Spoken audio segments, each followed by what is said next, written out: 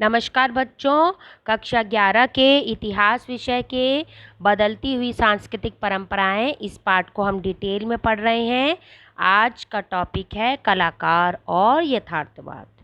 उस काल के लोगों के विचार को आकार देने का साधन मानवतावादियों के लिए केवल औपचारिक शिक्षा नहीं थी, ठीक है, और कला, वास्तुकला और ग्रंथों ने मानवतावादी विचारों को फैलाने में प्रभावी भूमिका निभाई। तो कौन कौन सी थी ये कलाएं और जो है विचार, दृष्टिकोण क्या थे? पहले ये ऊपर वाला पढ़ रहे हैं।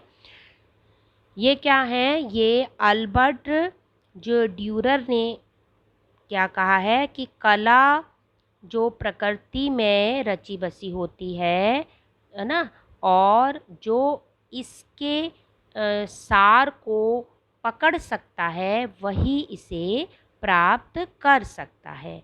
इसके अतिरिक्त आप अपनी कला को गणित द्वारा दिखा सकती हैं। जिंदगी की अपनी आकृति से आपकी कृति जितनी जुड़ी होगी उतना ही सुंदर आपका चित्र होगा, है ना। जिंदगी जो है जितना ज़्यादा नेचुरल होगा उतना ही सुंदर लगेगा, ठीक है। अब जो है कोई भी आदमी केवल अपनी कल्पना मात्र से एक सुंदर आकृति नहीं बना सकता जब तक उसने अपने मन को जीवन की प्रति छवि से न भर लिया हो, है ना। जीवंत होना चाहिए वो। ड्यूरर द्वारा बनाया गया यह रेखा चित्र, ये जो है बनाया है अल्बर्ट ड्यूरर ने ही बनाया है ना। रेखा चित्र जो था प्रार्थनारत हस्त, प्रार्थना कर रहे हैं ये, तो ईश्वर की प्रार्थनारत ये हस्त है।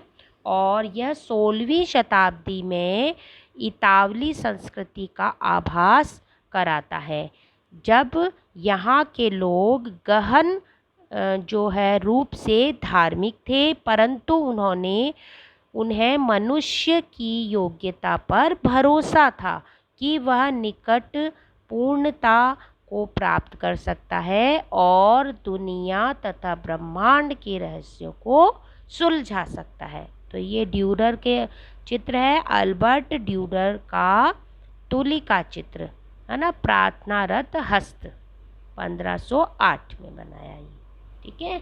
इस प्रकार इतना ये कितना जीवंत लग रहा है ना, हाथ वास्तविक लग रहा है। तो जो है बल्कि ये चित्र बनाया ऐसा लग रहा है, फोटो है ना।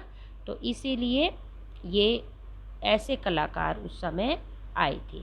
अब पिछले जो पहले के कलाकारों द्वारा बनाए गए चित्रों के अध्ययन से नए जो कलाकारों को प्रेरणा मिली।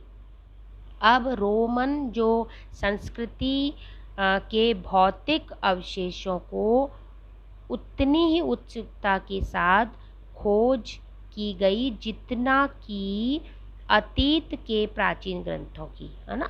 तो जो प्राचीन जो थे रोमन संस्कृति के भौतिक अवशेष, है ना, जो बिल्डिंग्स थी, है ना, और जो किले थे, भवन थे, उनकी खोज भी करी। जैसे ग्रंथों की खोज करी वैसे इनकी भी खोज की। रोम साम्राज्य के पतन के 1000 साल बाद भी रोमन जो प्राचीन रोम और उसके जो उजड़ा हुआ जो नगरों के खंडहरों की में कलात्मक वस्तुएं मिली है ना उनको। तो किनको? जिन्होंने खोज की उनको। अनेक शताब्दियों पहले बनी आदमी और औरत की संतुलित मूर्तियों के प्रति आदर ने इस परंपरा को कायम रखने के लिए इतावली वास्तुविदों को प्रोत्साहित किया। अब 1416 में एक व्यक्ति थे दोनातल्लो, है ना, दोनातल्लो ने सजीव मूर्तियां बनाने की परंपरा कायम रखी। कलाकारों द्वारा हूबहू मूल आकृति जैसे मूर्तियों को बनाने की चाह और वैज्ञानिकों के कार्यों से जो है सहायता मिली। ठीक है, और जो है नर कंकाल का अध्ययन भी हुआ उस समय, है ना। हर क्षेत्र में तरक्की हुई ना, तो वह जो नर कंकाल का अध्ययन करने के लिए कलाकार आयुर्विज्ञान कॉलेज की प्रयोगशाला में गए, और बेल्जियम मूल के एक व्यक्ति थे, उनका नाम था एंड्रियस वेसेलियस, जो कि पादुआ विश्वविद्यालय में आयुर्विज्ञान के प्राध्यापक थे। इसके बारे में पॉइंट्स जब हमने पढ़े थे तब भी पढ़ा था। ठीक है, और ये पहले व्यक्ति थे जिन्होंने सूक्ष्म परीक्षण के लिए जो मनुष्य के शरीर की चीरफाड़ की थी। कौन व्यक्ति थे? एंड्रियस वेसेलियस। और इसी समय से आधुनिक शरीर विज्ञान का प्रारंभ हुआ। ठीक है, पादुआ विश्वविद्यालय में आयुर्विज्ञान के प्रोफेसर थे एंड्रियस वेसेलियस, और इन्होंने सबसे पहले सूक्ष्म परीक्षण के लिए मानव शरीर की चीरफाड़ की थी। ठीक है, आगे बच्चों, ये जो है ये चित्र देख रहे हैं आप, इस चित्र में इस चित्र को कहते हैं द पाइटा। ठीक है, द पाइटा, और चित्र ये बनाया है माइकल एंजिलो ने, और एंजिलो ने मैरी और जो ईसा मसीह थे के शरीर को धारण करते हुए दिखाया गया है। ठीक है, तो ये चित्र अद्भुत चित्र है ये, है ना। ऐसे कलाकार उस समय आए थे। अब बच्चों, उस समय आपको पढ़ा था लियोनार्डो दा विंची के बारे में। ये है इनका चित्र, ऐसे दिखते थे वे, और एक स्वनिर्मित रूप चित्र लियोनार्डो दा विंची का है, और जिनकी आश्चर्यजनक अभिरुचि वनस्पति विज्ञान और शरीर रचना विज्ञान से लेकर गणित शास्त्र कला तक विस्तृत थी। जैसा कि पहले भी पढ़ा था, उन्होंने मोनालिसा और द लास्ट सपर जैसे चित्र बनाए थे। उनका यह सपना था कि वे आकाश में उड़ सकें। वे वर्षों तक आकाश के पक्षियों को उड़ने का परीक्षण करते रहे, और उन्होंने एक उड़न मशीन का प्रतिरूप भी बनाया था, है ना। और उन्होंने अपना नाम लियोनार्डो दा विंची, है ना, परीक्षण का अनुयायी रखा। इसका मतलब है परीक्षण का अनुयायी, लियोनार्डो दा विंची का। अब जो मैंने बताया था ना आपको, राइट ब्रदर्स ने जो एरोप्लेन के डिज़ाइन तैयार किया, अगर उसको ढंग से देखें तो इन्होंने जो उड़न मशीन का जो प्रतिरूप बनाया है, उसमें बिल्कुल वैसा ही है जैसा कि राइट ब्रदर ने पार्ट्स जोड़े हैं। ठीक है, आगे बच्चों, जो है चित्रकारों के लिए नमूने के तौर पर जो प्राचीन कृतियाँ नहीं थीं, लेकिन मूर्तिकारों की तरह उन्हें यथार्थ चित्र बनाने की कोशिश की।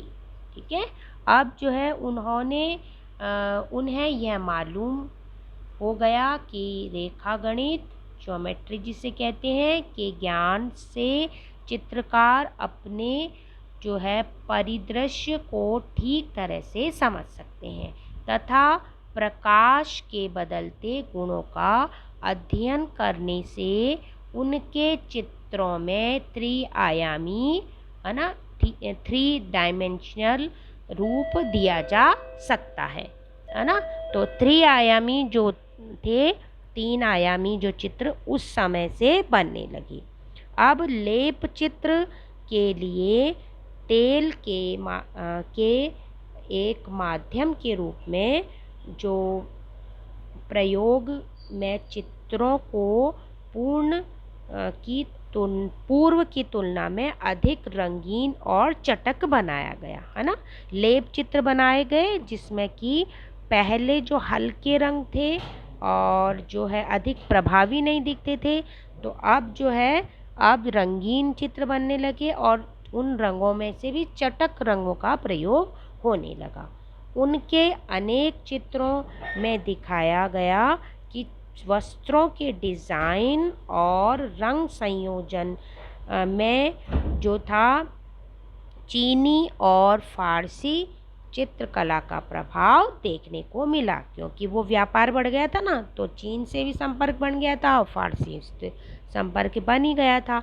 तो इस तरह से ऐसा प्रभाव यूरोप में देखने को मिला और दिखाई देता है। और जो उन्हें मंगोलों से मिली थी, है ना, मंगोल जो है, मंगोल लोगों ने यहाँ व्यापार किया था, तो ये वे लेकर आए थे। अब इस तरह मतलब मंगोल लोगों का व्यापार यूरोपियों से हुआ था, तब वे उनके संपर्क में आए तो उनकी कला संस्कृति, उसका प्रभाव उनके चित्रों में, उनकी मूर्तियों में, उनकी वास्तुकला में देखने को मिला। इस तरह शरीर विज्ञान, रेखा गणित, भौतिकी और सौंदर्य की उत्कृष्ट भावना ने इतावली कला जो थी को नया रूप दिया, जिसे बाद में यथार्थवाद कहा गया। यथार्थवाद की यह परंपरा 19वीं शताब्दी तक चलती रही। तो बच्चों, आज के लिए इतना ही। अगले भाग में फिर मिलेंगे।